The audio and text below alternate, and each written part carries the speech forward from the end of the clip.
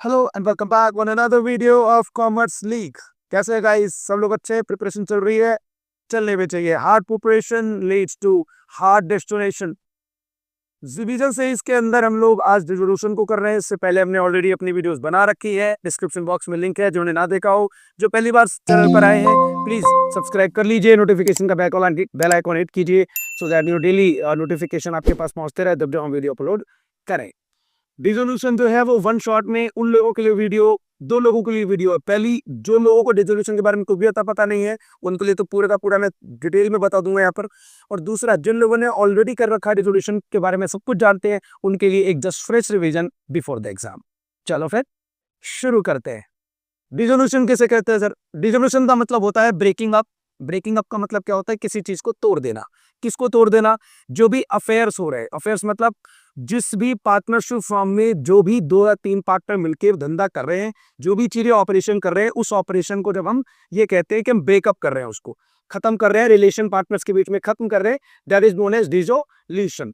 जब dissolution of partnership होती है और जब डिसोल्यूशन ऑफ फर्म होता है, दोनों में अंतर है, ध्यान से सुनिएगा। डिसोल्यूशन ऑफ पार्टनरशिप का मतलब होता है कि पार्टनर्स के बीच में जो रिलेशन है वो समाप्त हो जाएगा।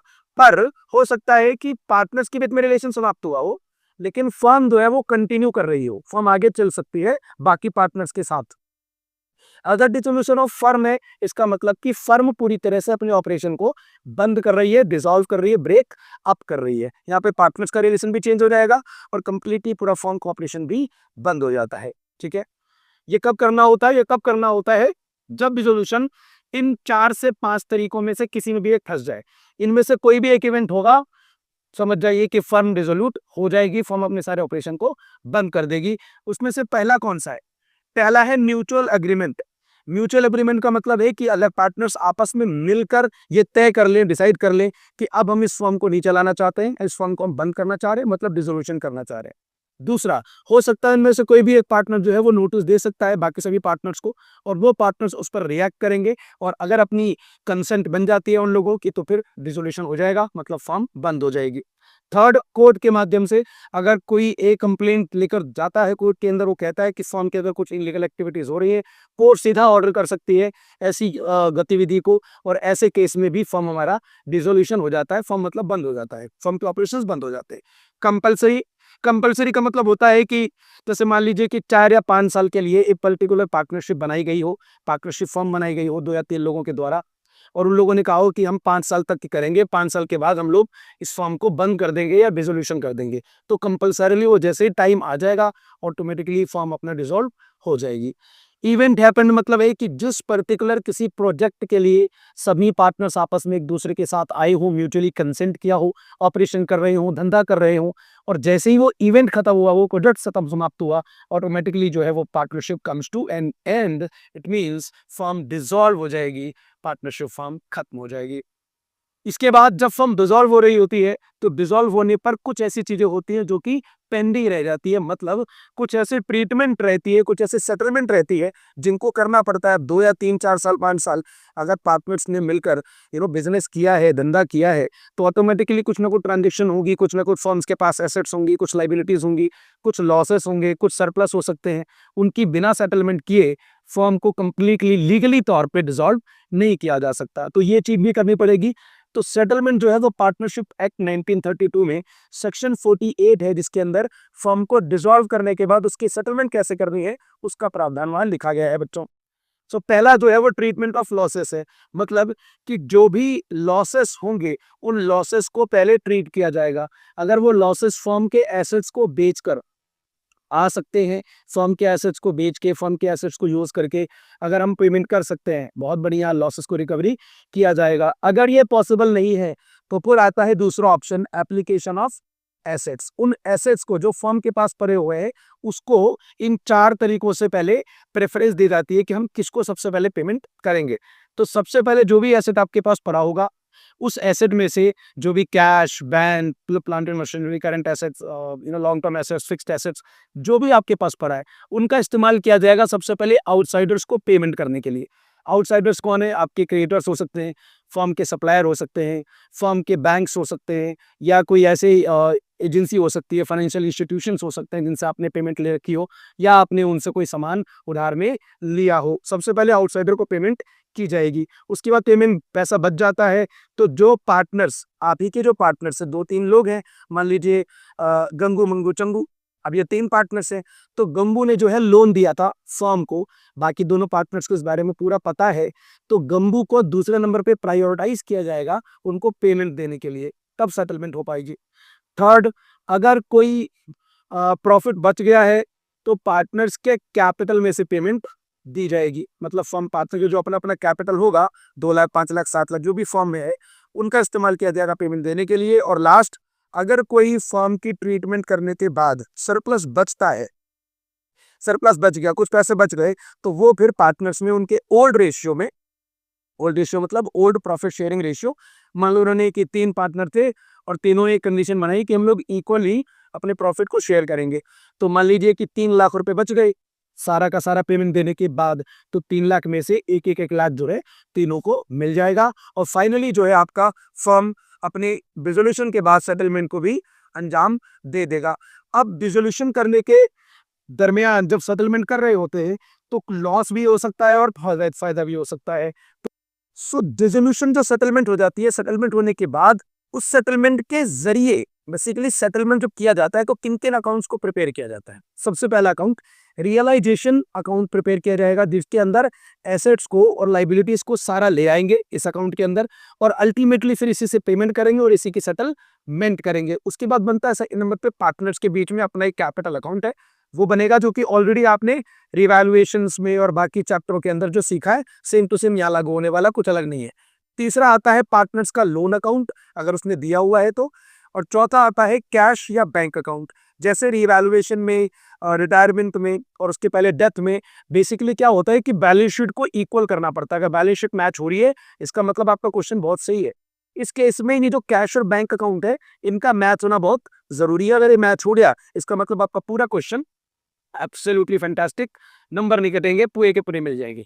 ठीक है, सबसे पहले देखो रियलाइजेशन अकाउंट में क्या क्या चीजें निकाली जाती है।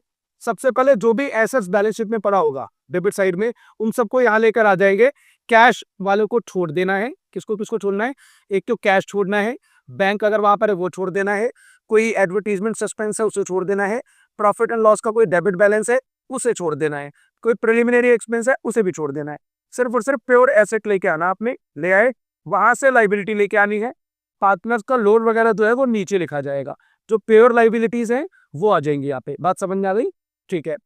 प्रोविजन, अगर कोई लाइबिलिटी पे कोई प्रोविजन है, लाइबिलिटी मतलब जैसे मान लीजिए कि कोई खर्चा होने वाला है और मुझको पता है कि खर्चा हो सकता है या नुकसान हो सकता है, तो इसके लिए पहले ही जो प्रोविजन आपने बना रखी होगी जो कि बैलेंस शीट में है ऑलरेडी, बस उसको वहां से लाना है और रियलाइजेशन के डेबिट साइड में शिफ्ट कर देना है। ये प्रोविजन जो है एसेट के ऊपर लगते हैं। अगर कोई एसेट पे प्रोविजन है, हो सकता है कि मुझे ये इनकम मिलने वाली हो या अभी नहीं मिली हो पर आगे मिल सकती हो, इस तरीके के लिए आपने क्रेडिट साइड में जाना है रियलाइजेशन अकाउंट के और उसको ट्रांसफर कर देना है।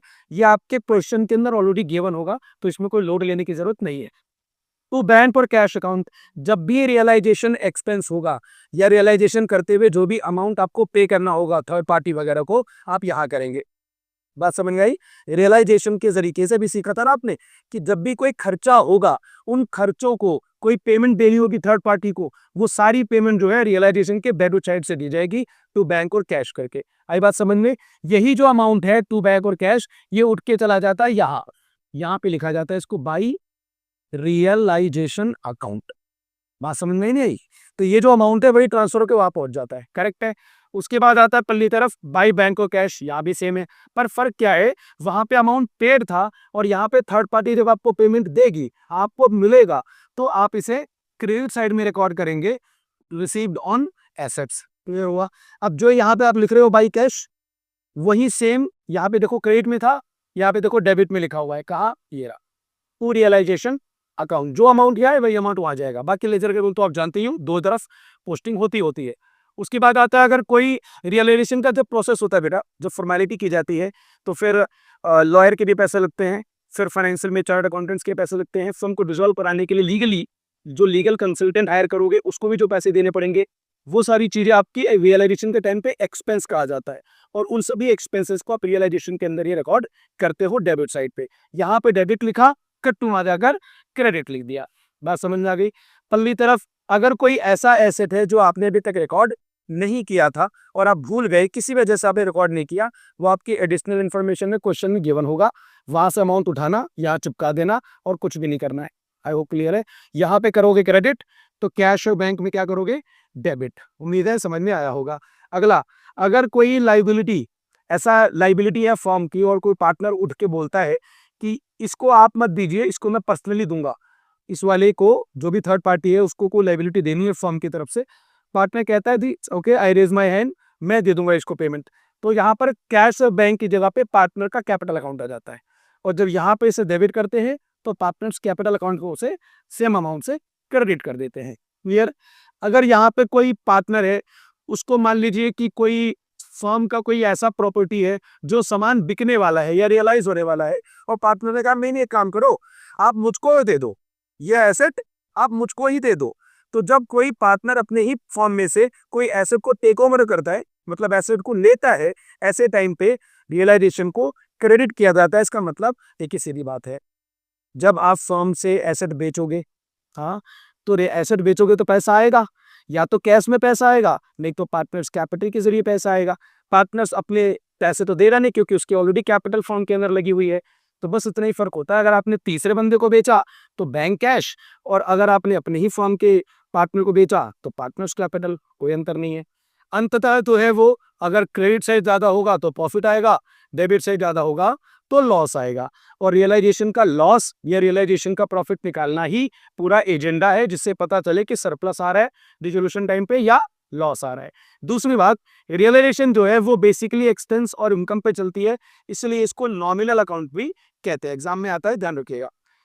अगली बात है, जब पार्टनर को लोन, जब पार्टनर में लोन दिया हुआ होता है, उस पार्टनर के लोन को जर्नल एंट्री कैसे की जाती है वो देखें। पार्टनर का लोन लिखेंगे, सपोज करो गंगू चंगू मंगू हमारे 3 एग्जांपल है, उसमें गंगू ने हमें लोन दिया, हम फर्म है, बाकी 2 पार्टनर्स और है। जब गंगू को हम लोन देंगे, हाँ, ले दे रहे होंगे, तब क्या होगा, लोन का पेमेंट दे रहे होंगे, तो गंगूज loan account debit to cash और बैंक। कैश और बैंक का मतलब अल्टीमेटली भाई अब हमने पेमेंट आपको दे दी है, और हमारा जो कैश है जो कि रियल नेचर का है, what asset comes in debit, what asset goes out credit. तो कैश जाएगा तो उसको हम कर देंगे क्रेडिट। फाइनली आपने पूरा रियलाइजेशन का जो है वो वन शॉट में रिविजन कर लिया है। नेक्स्ट वीडियो किस पर चाहिए कमेंट सेक्शन डाल दीजिए, आपको उस वीडियो को ज्यादा देर में नहीं, नेक्स्ट वीडियो आपको वही मिल जाएगी, कमेंट सेक्शन में आपको लिखना पड़ेगा, अदरवाइज फिर मैं अपने हिसाब से कंटेंट बनाऊंगा जो इंपॉर्टेंट है या जिसकी वेटेज बहुत अच्छी है। वीडियो को लाइक जरूर कीजिएगा, कमेंट करके शेयर जरूर करो बच्चों, खूब शेयर करो, ज़्यादा से ज़्यादा मोटिवेशन दीजिए, सो दैट और बेटर से बेटर कंटेंट मैं आपके लिए बना पाऊँ। मिलता हूँ नेक्स्ट वीडियो में, तब तक खुश रहो, जय श्री राम।